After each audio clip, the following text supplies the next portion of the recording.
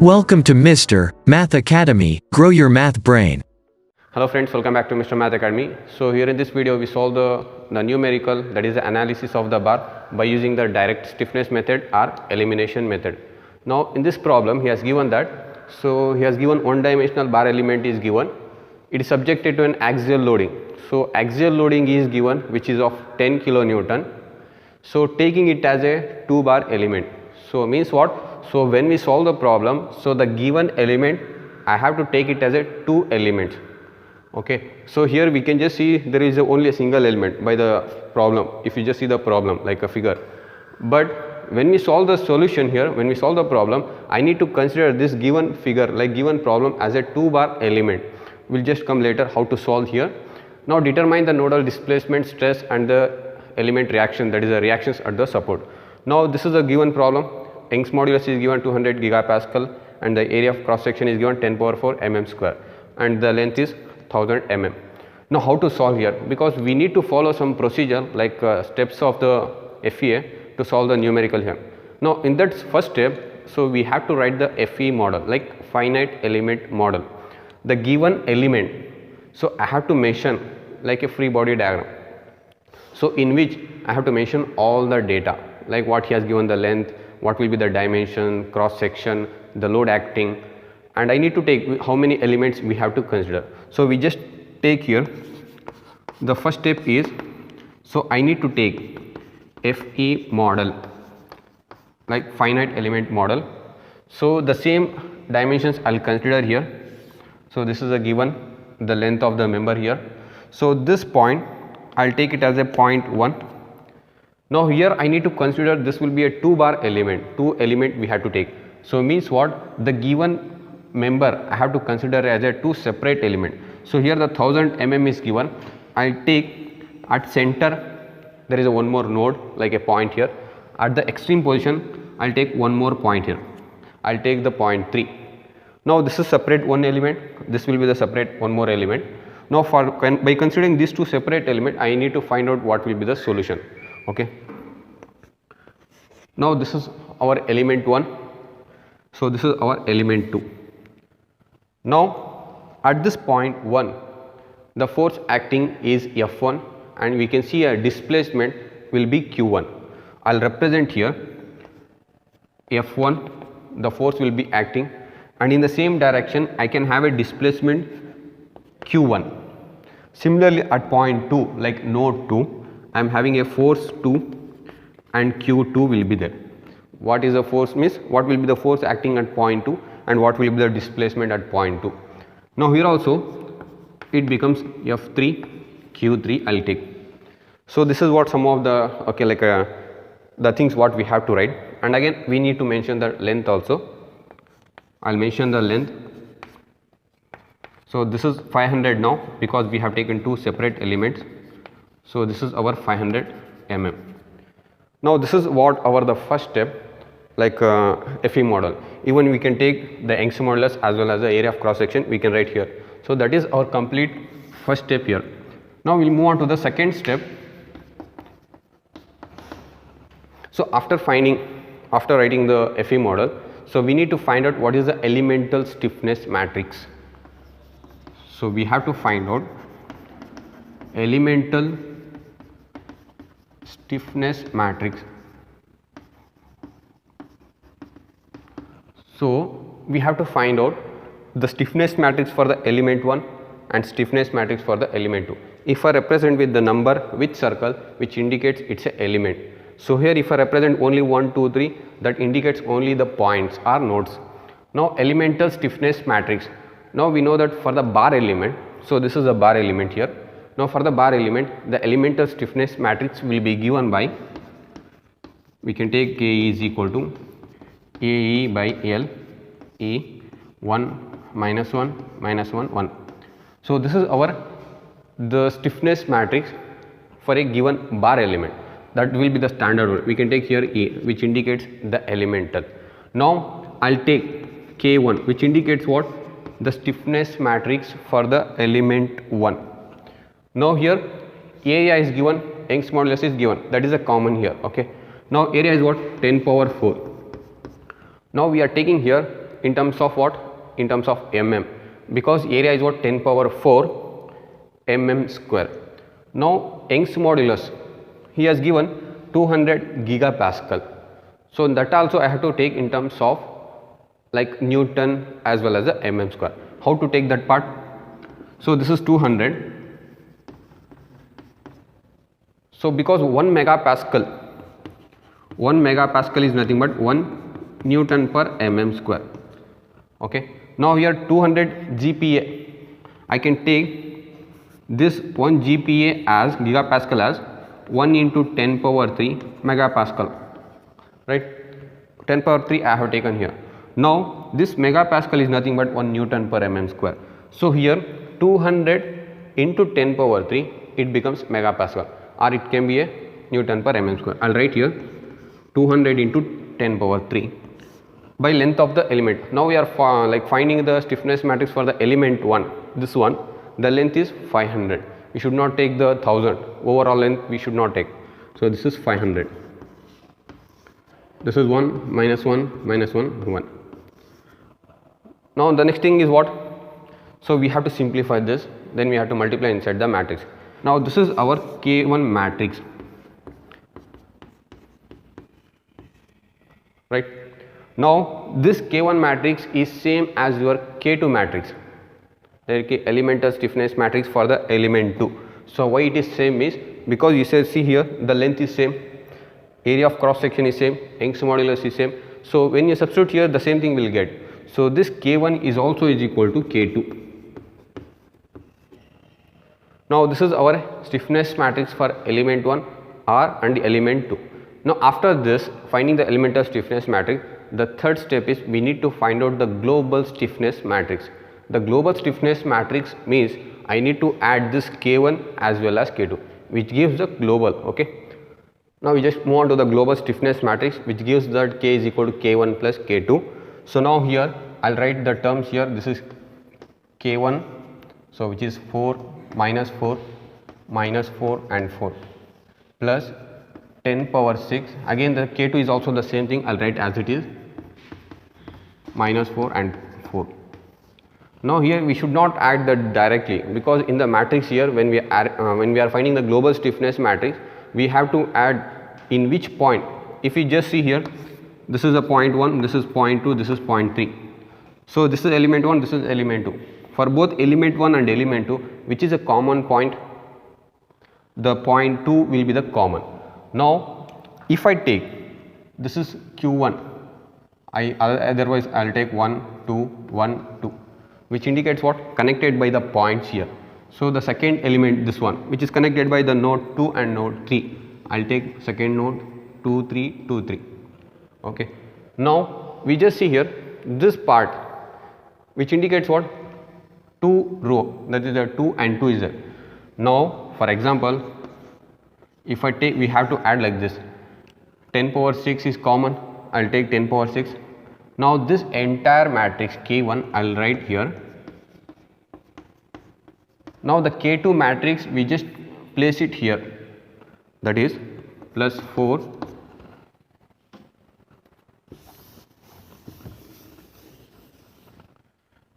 this is minus 4 and 4. So this is our K2 matrix. Why we have added here itself?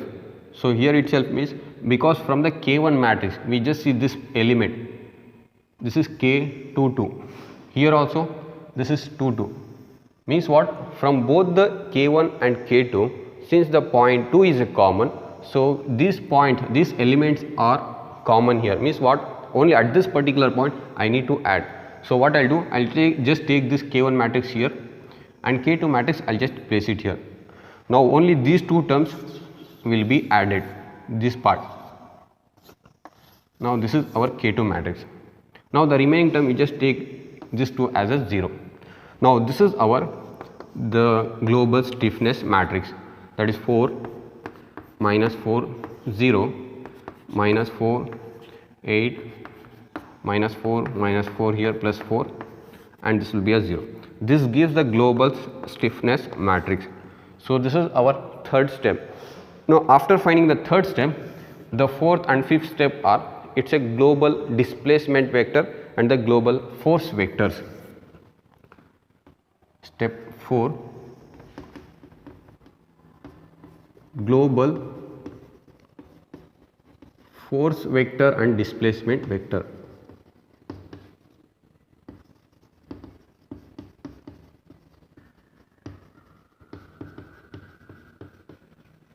So global force vector and the global displacement vector means by considering both element 1 and element 2, what are the forces acting. So forces acting is what? So and again we have to take, this will be the column 1. So there is a force F1 will be acting at point 1, F2 will be at point 2, F3 will be at point 3. This is our global force vector.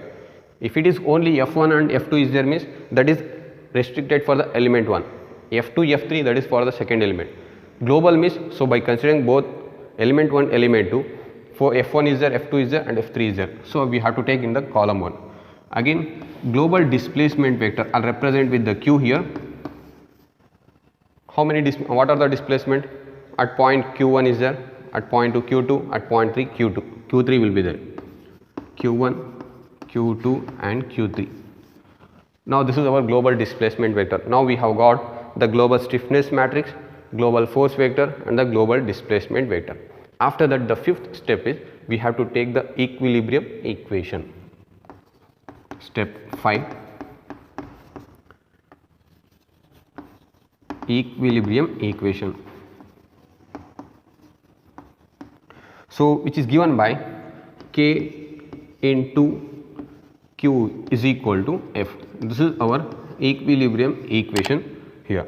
Now whatever we have find out the K matrix, Q matrix and F, so you just substitute the values here. So this is 10 power 6 into 4 minus 4 0, this is minus 4, this is 8 minus 4. So this is our K matrix what we have got. Now Q is nothing but Q1, Q2, Q3, that is equal to, now F1, F2, F3, this values I have to place it here, okay. But the thing is what, F1 is given, if you just see the problem, there is no force at point 1, it is fixed support. At the center he has not given the force, but at the third point on the right hand side he has given a 10 kilonewton is given. So I can take it as 0, that is a 0 force at the point 1, there is no force at point 2, that is at the center. At the third point he has given 10 kilonewton, I will take 10 power 3. Okay, after this is our equilibrium equation is over. Now up to here the procedure is same for both direct stiffness method and like a penalty method. Now after this equilibrium equation we have to apply the boundary conditions. Step 5.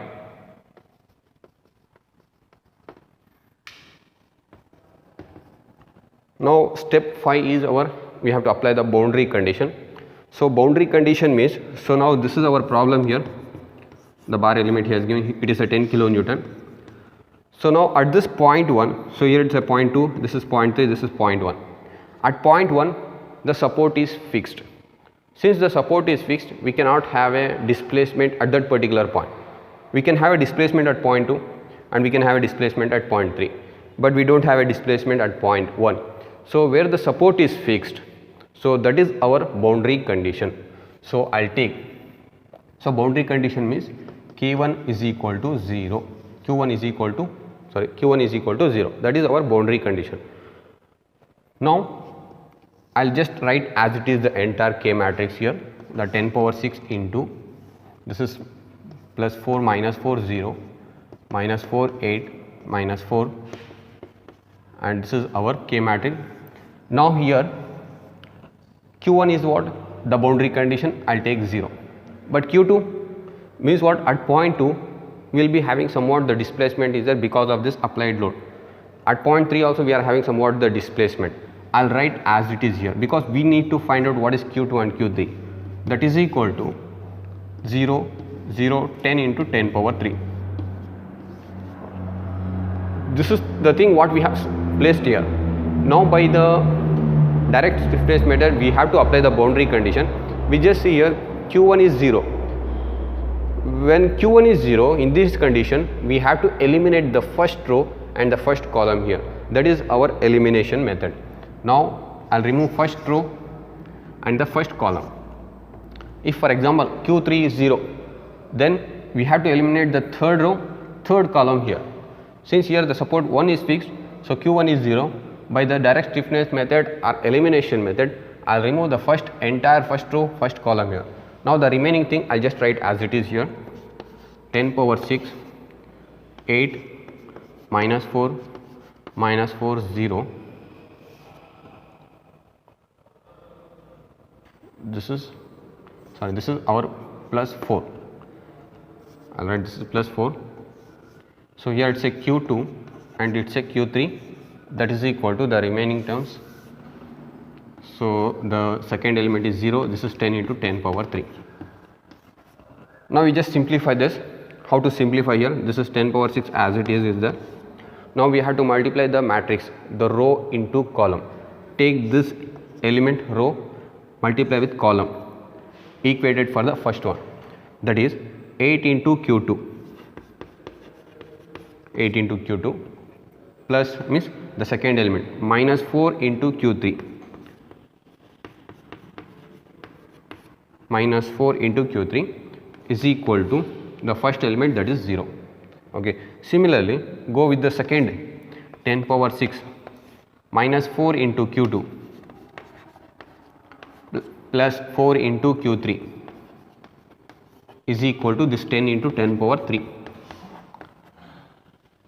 Now this is what we are getting here.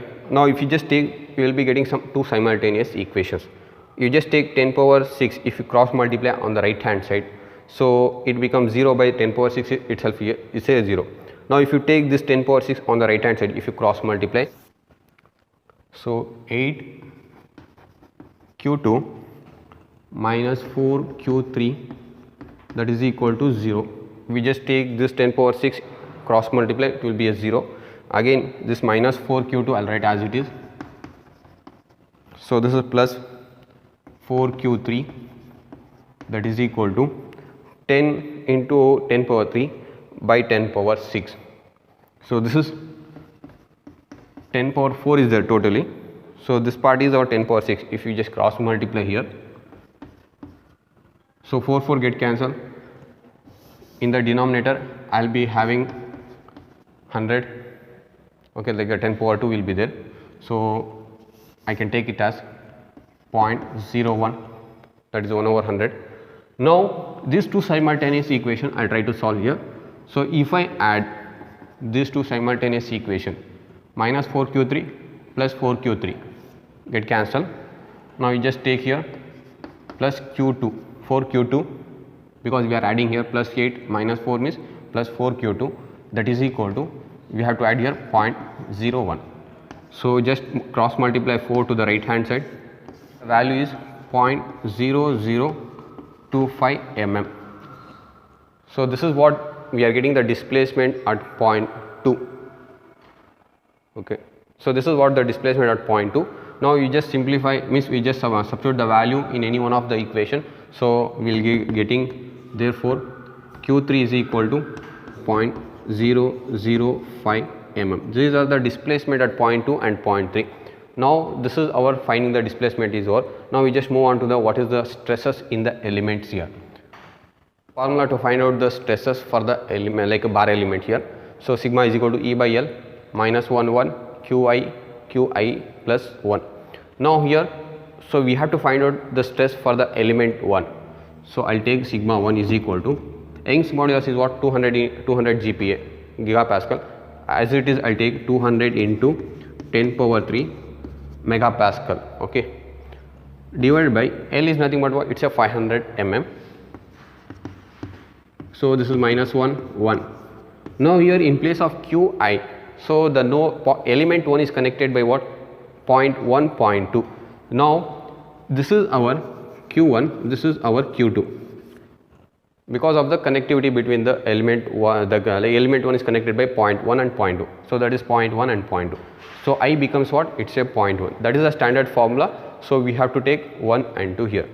Now sigma is equal to, now Q1, so point Q1 is what? Since it's a support is fixed, so the value here is 0.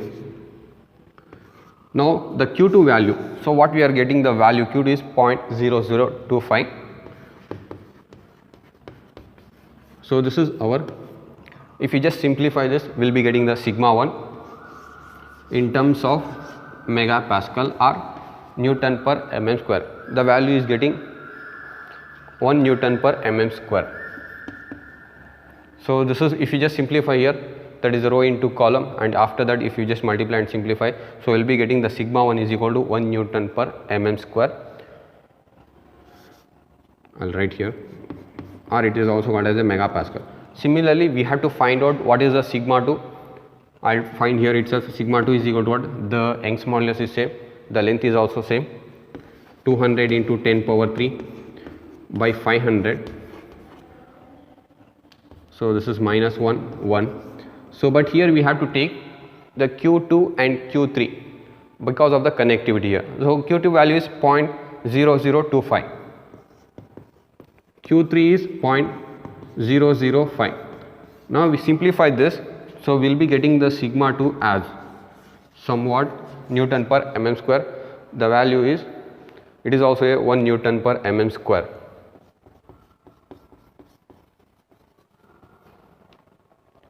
So up to here we are at the end of the stiffness matrix, like that is the stress 1 and the stress 2 here. Now we have to find out the reaction at the support. Now we have to find out the reaction at the support where the support is fixed.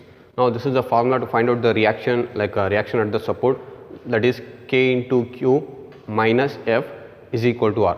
So this equation is as similar as well like equilibrium equation, only we have to take this F to the left hand side, that becomes our like a reaction here. Now I have just substituted the values here. K is given matrix here, global stiffness matrix. So this is our the global stiffness like displacement vector, what we have find out 0.